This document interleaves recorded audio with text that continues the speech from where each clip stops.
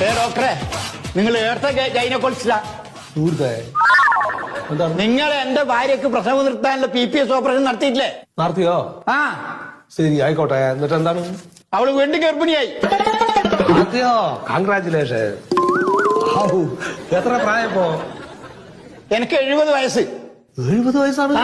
ഭാര്യക്കോ? ഓക്ക് 48.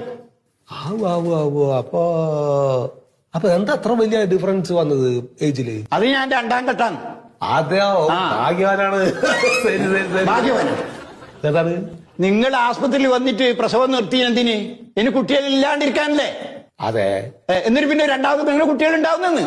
അതിപ്പോ എന്നോട് പറഞ്ഞ കാര്യം അതൊക്കെ ദൈവത്തിന്റെ ഒരു കടാട്ടാണ്. അങ്ങനെ വിചാരിച്ചാ മതി നിങ്ങള്. ഇനിയിപ്പോ ഞാനൊന്നും ചെയ്യേണ്ടത്?